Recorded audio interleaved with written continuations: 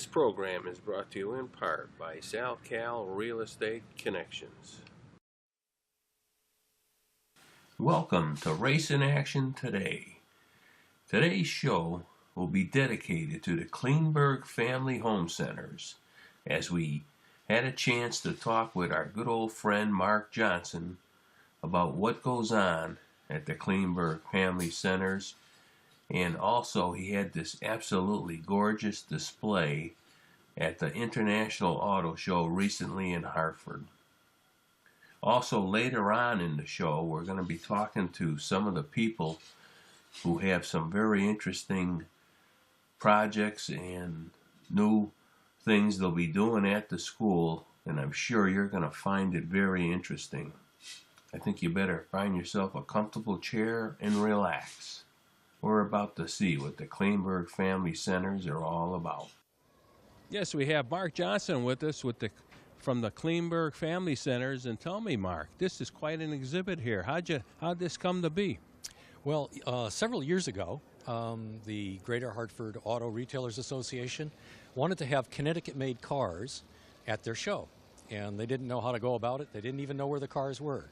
So they called us and asked us if we would bring the cars, because they knew we had those cars at our show at Klingberg. So we brought in cars, and the second year, last year, they invited us to come back and asked us if we'd set up in the lobby so everybody could see the cars when they came. And this year, we're back again, and we're just giving people perspective on, the past. And today we've got some great cars here that represent different parts of the past. The other reason, there's a couple other reasons we're here. One is that the Auto Retailers Foundation is supporting Klingberg, and they help us with our programs for kids and families. They also help us with our auto restoration program. And so our connection with them is very natural, and we like to be here to help support their show. And so that's a good thing to be here for. And the other reason is that this is a great opportunity for us to promote our show. We do a show, we've been doing it for 20 years, Father's Day weekend, and it's an antique car show with a Concorde d'Elegance in the middle of it. Wayne Carini and his dad, Bob Carini, are our grand marshals. We celebrate Father's Day with great cars, and we want to promote that, so that's why we're here too. Yeah, I'll have to tell you, we've been to your events, and they're outstanding. And I'm really anxious every year to go back. And I have to say, the cars you have here today are quite interesting. Yeah, this is a great collection. And, the cars, we've got our own car, which is a 1914 Model T. But Wayne Carini helped us out by bringing two of his cars. And then Enfield Auto Restoration from Enfield, Connecticut, brought a very interesting Rolls Royce to kind of fill out the collection here. Well, while we're standing in front of this beautiful red, I'm not really sure what it is, but I got a feeling you do. This is a very odd piece. This car is a car that Wayne Carini just purchased at an auction out in the Midwest. It's a car that started out as a 1934 Ford. But in 1952, a man who was working for Mack Truck, who was a sheet metal worker, took the car and built a custom body for it. But what's interesting is that he took parts from other cars of that era and started combining them. So the only thing that's left really of the 34 Ford is the frame, the doors, they're the suicide doors, and the back trunk lid. The rear fenders are Studebaker fenders with the Studebaker tail light. The front fenders are a Mercury. The windshield is a Packard. And I'm not sure what other parts are on there, but it's a very interesting car. And it represents an era of cars when in the 50s people were making custom bodies for cars. And so this is a historic piece as well. I'll tell you, when I first looked at it, I said, wow, I've never seen anything like that. And I guess I never will. This is a one-off. It's a one-of-a-kind. And can you imagine this driving down the road in 1952 with what 50s cars looked like? This thing must have been pretty eye-catching. Oh, absolutely. It is absolutely gorgeous. And I'm going to have to take a closer look at this car later on. Now, tell me, what else do you have here? Another car that was brought by Wayne Carini is the car behind you, which is a 1951 Ford Country Squire wagon. And this car, if you look at it carefully, it is near perfection. The interesting thing about this car, its history, is that it was first purchased by the superintendent of the Indianapolis 500. And when Ford Motor Company heard that he was purchasing it, they put flags on the front, on the sides, checkered flags, and it's just made it a unique car because of who owned it. But it is near perfection now. It's probably one of the best cars, representations of Woodies from the 50s. Yeah, the Woodies are really a favorite with a lot of people, and this car looks like it's just absolutely gorgeous. I mean, it is flawless. Yes, it is. And you know, I've been dusting it and taking care of it while we've been here for the few days, and I saw one little mark on it. Other than that, it looks like it is absolutely perfect. Now, does it have like the original motor in it too? Yes, which I believe is a flathead V8 engine. Yeah.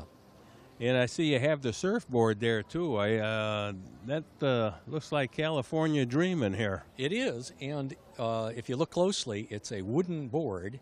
It is from the same vintage of the car, so it's been traveling with the car right along. Wow, that's something special. Well, we're going to have to move over to the Klingberg car, which I always find quite interesting too. Great. Yes, now that we moved over to the Klingberg car itself, which is a Model T, I believe, and I'll tell you, Mark, this car is absolutely gorgeous. Now tell me, who put this car in this condition? Well, this is the Klingberg mascot car, and it's also part of our beginnings of a auto restoration program in our special education school. This is a 1914 Model T. It's a depot hack. It's kind of the forerunner to the station wagon. 1914, this car was the last year before they put electricity on a Model T.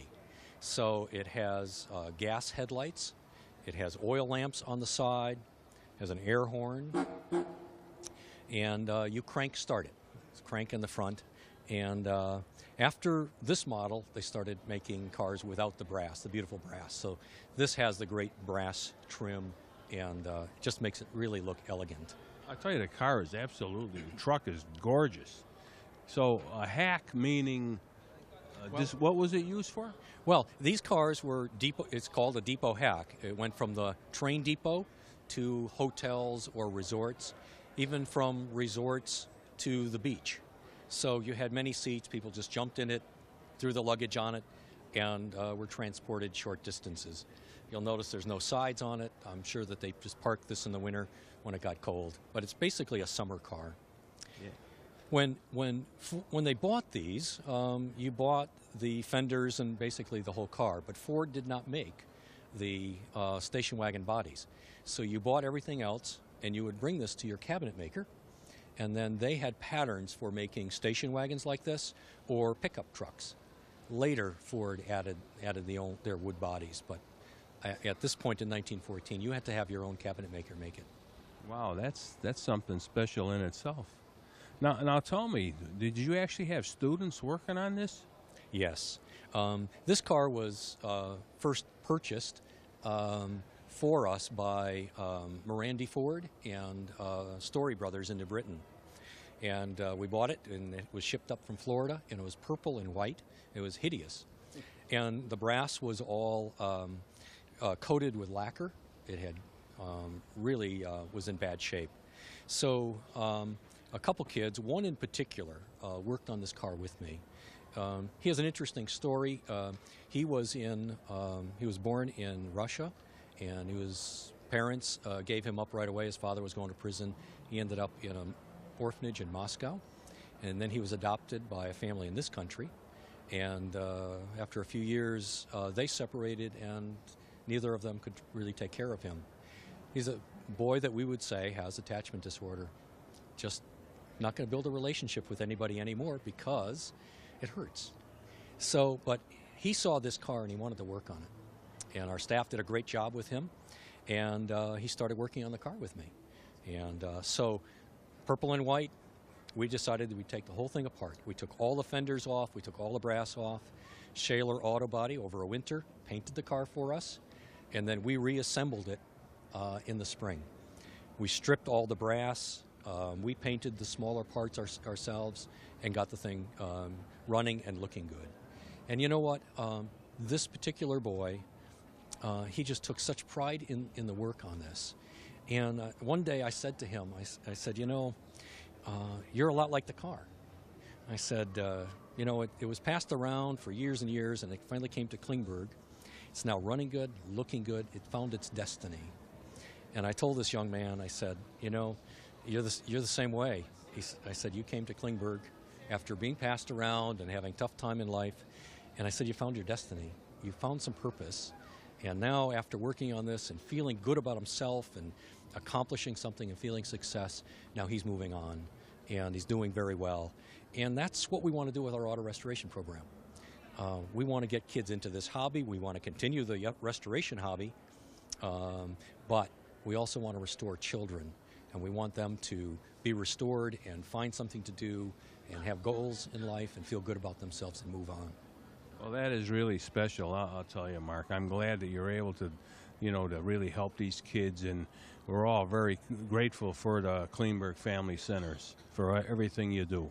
Great. Well, we really appreciate that, and we feel the support of the community. And being here at this show, that's what we're feeling. I just talked to a man who said he wanted me to know that we have the best show, and I think it's because we're doing it for kids. We're not just doing it just to show cars, but we're doing it for kids, and I think that's what happens. Yeah, there's a special karma about that whole show that you really feel good about being there. Yeah. And so we appreciate you putting this on the air, that showing more people, that kids working on cars, even people. Let me just say this: that there may be people watching that restored their own car, and now what are you going to do with it? Why not mentor a child?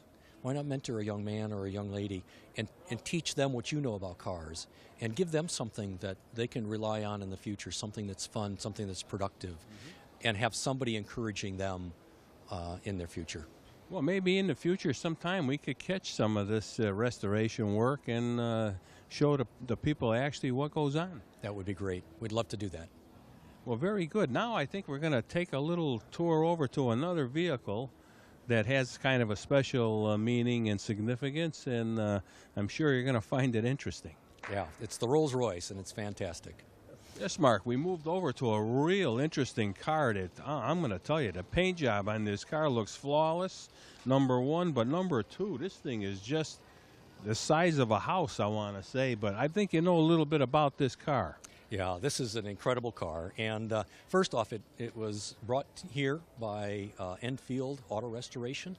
The guys that work there are great friends of Klingberg. They've been supporting us for years, and we asked them if they would bring a car as part of the collection here. So they brought this 1929 Rolls Royce. The dates on a Rolls Royce are interesting. It's not like an American car where if you did the 51 Chevy, that's when they made it, and that's when it came off the assembly line. For a Rolls Royce, it may have taken them a year or two to build it, and so they don't put the date on it until it's sold. So this is a 1929 Rolls Royce. That means it was sold in 1929.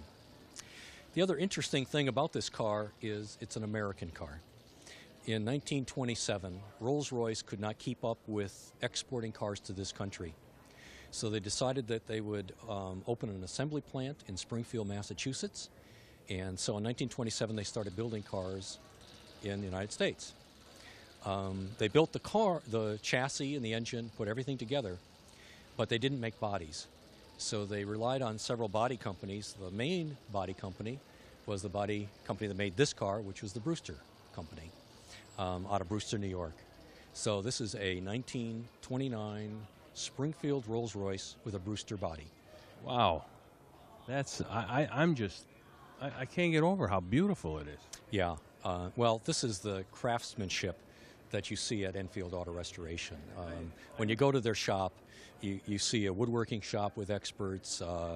Even the upholstery is matched up exactly the way it was. I mean, they are just the experts, and they do a fantastic job. And this is the evidence, a gorgeous car like this. I mean, the depth of that paint looks like it goes forever. Yeah, it does. It does. It's amazing. And when you look inside and out of this car, it's fantastic. Even when you open up the hood and look at the engine, it's just as clean, as neat as could be. Now, if memory serves me right, they built about 1,400 cars in Springfield? I don't know the exact number, but, here they came in 1927. This car was made the year of the market crash, the big crash. And then the sales started going down, so they made them for just a few years. And then, so a Springfield Rolls-Royce is not a very common car. I'll tell you a little story. We were at a car show that features domestic cars on one day and the European cars on another day. Well, while we're there for the domestic cars, or the American cars, there was a Rolls-Royce there. And I'm saying, why is this car here? He said, because it was built in Springfield. Yes. If you go to the Springfield Museum, you will see other examples of Rolls-Royces and other cars that were built locally. Yeah, it's a beautiful museum, too. We've been there. Once in a while, we get up to see the Indian people, too. That's right. And there's an awful lot of cars that were made in New England, in Connecticut, Massachusetts, and that's one of the things that we have featured in the past. And it's an amazing history that we have here in New England. Well, I'll tell you, it fascinates me when I read about how there was like 180-something cars that built in this state. I mean, that's unbelievable. It is, and we like to present that at our show. So we have featured, Pope Hartford's, the Corbin from New Britain, Locomobile from Bridgeport, Trumbull from Trumbull. It's just amazing the automobile history in this state. Absolutely, I just love reading about it, and we come across some real interesting people that know the history just like it was yesterday. Yeah, it's fascinating, and that's why we're here at this show. We want to promote the history, and even though we don't have Connecticut-made cars here this time, we have in the past, and we probably will in the future. Well, I have to say one thing, Mark. Every time I come to one of your events or something, there's always a beautiful setting of cars, and you're just doing an outstanding job. We love going to your show. And Father's Day, we want to make sure everyone knows that. And we're looking forward to coming back. But I have to commend you here. These cars here are just gorgeous you have at this show. Yeah, it's been fun. We've had a lot of traffic. Everybody walks by on their way in and on their way out. They stop and get a little bit more education on the history of cars. Very good. And we want to wish you all the best, with the Klingberg family centers, and looking forward to doing things with you in the future. Great. Thanks very much. Thank you for your interview. Thank you. You were great. Yes, welcome back to Race in Action Today, and we're here today with a very special guest, Mark Johnson, who is the vice president here at the Klingberg Family Centers. And I'll tell you, Mark, it's always a pleasure to come back here to New Britain, but I wanted to talk about some of the things that we've gone over with this mentoring program, and it looks like you're really onto something good here. Yeah, this is a really very valuable program. There are so many young people in our communities. They've been through treatment, they've gotten their lives together, but they need that little extra help. They need somebody in their life that's going to tell them that they can make it, that they're doing well. Somebody encourage them to stay out of trouble and stay in school. And it doesn't take a whole lot. It just takes somebody who says, I care enough, I'm going to encourage this child. And so that's why the mentoring program, and that's why it's so important. Oh, absolutely. I just totally agree, and I know you have some wonderful people now that are going to be involved in this program. Actually, we're going to have a word with Rebecca about the coordinator for this program, about how this all happens. Yeah, we Rebecca's got a grant to work on finding more mentors, because we have more children now, more young people that need a mentor, and so that's why I'm so glad, Larry, that you're helping us get the word out through your show that we need mentors. Yeah, we really want to get the word out. We think it's very important. You know, the kids are really something special, and they deserve to get this help. They do. They do. And it doesn't take much. A day a week, some hours a week, spending those hours with the young person. I know when I've done it, it's been, I think maybe I gain more than the child does. Yeah. Even though they gain a tremendous amount. Well, we're certainly looking forward to talking with Rebecca and seeing, actually, we're going to try to keep tabs of this, what goes on, and hopefully get a chance to, you know, see what goes on with your automobile restoration shop. I know you're trying to get started, and we think a lot of good things are going to come from this. Good. Well, we appreciate your interest in us very much. Well, thank you very much. You're always great to talk to, and keep up the good work with that auto festival, because, boy, we love coming here. Good. Thanks very much. Thank you. Yes, we have Rebecca Bean with us, who is the coordinator for the mentoring program here at the Klingberg Family Centers, and Rebecca is going to give us a little backdrop of what goes on here with the mentoring program. Sure. Thank you, Larry. The mentoring program here at Klingberg Family Centers, we offer volunteer mentors to youth who are living in foster homes, group homes, or residential settings. And the hope is that we match mentors with youth and have them have a lifelong connection and relationship with somebody. So wouldn't it be great to tell youth how your car works or how to fix the car? And we just ask a year commitment, a few hours a month, and that's all it takes. Yeah, we were talking with Mark, and the connection with automobiles is always a great starting point with the children, I'm sure. It's always creates a lot of interest, and there's so many subjects you could get into. Now, to become a mentor, how does that happen? To become a mentor, it's easy. All you have to do is give me a call or send me a quick email. I get you all the information that you need, and you fill that out, get that back to me, and I'll walk you through how that all works. Now, does this involve meeting with a child once a week or twice a week, or how does that generally work? This involves meeting with a youth at least 3 times a month for at least an hour. It could be 3 hours a month, it could be 6 hours a month, but we ask at least 3 hours that you meet with the youth for the month. Now, will you come to the family center here, you know, to meet with the child, or is it, could you, you know, pick up the child and take them wherever? Or? It's a community-based volunteer mentoring program, so you can meet the youth at their home and take them out into the community and do whatever it is you decide to do. Play basketball, go look for a job, fix a car, anything that you want to do, that's what you can do.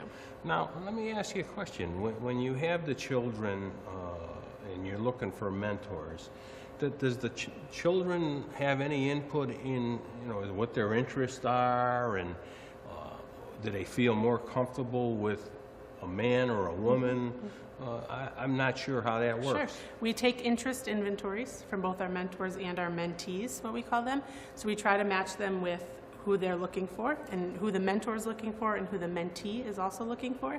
Sometimes we will ask the mentees to go out of their comfort zone a little bit and try something new and meet with somebody that they've never met with before, to give them a different taste and some different opportunities. And we only match same-sex matches, so we'll only match males with male youth and females with female youth. All right, now is there a certain age bracket that the kids fit into? Absolutely. Good question. We have 2 mentoring programs here at Klingberg. One is brand new and has yet to start. But the first mentoring program is for youth ages 14 to 21 living here in the New Britain catchment area. And the second program that we'll be starting is for youth ages 10 to 17. So it'll be younger youth also living here in New Britain area.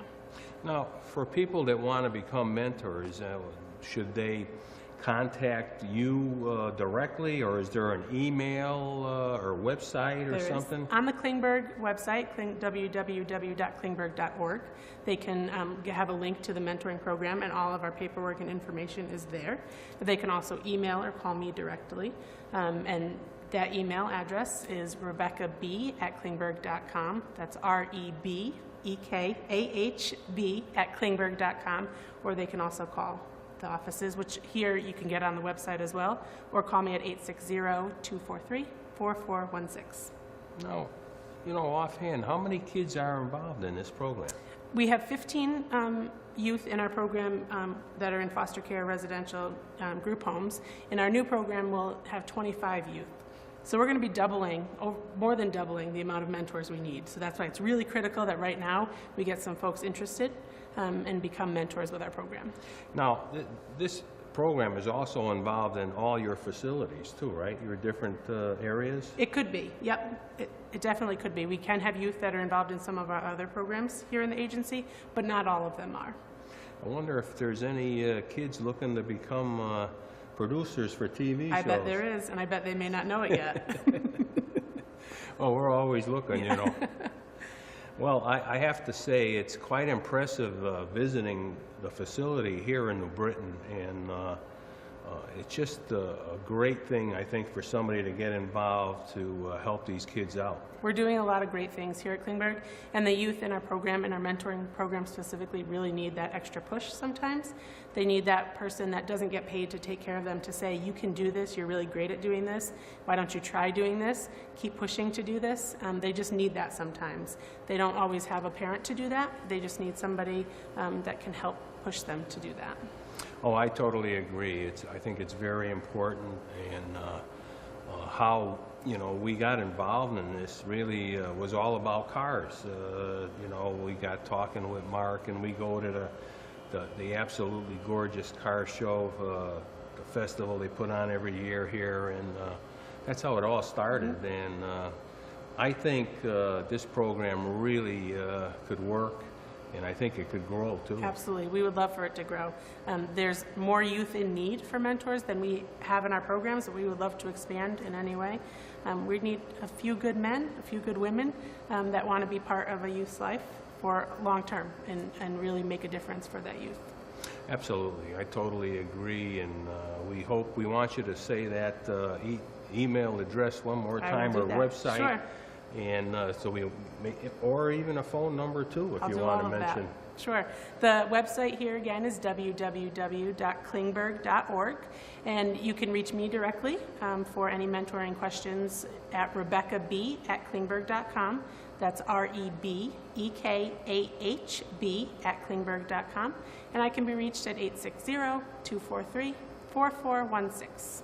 Very good. Well, we're looking forward to working with Mark and yourself, and trying to help you out with this program, and I just think you do an absolute wonderful job. Thank you. We try. Very good. Thank you for watching the show tonight. And if you have any interest in becoming a mentor for this program here at the Klingberg Family Center, please contact Rebecca, and I'm sure you're going to find it a very rewarding experience.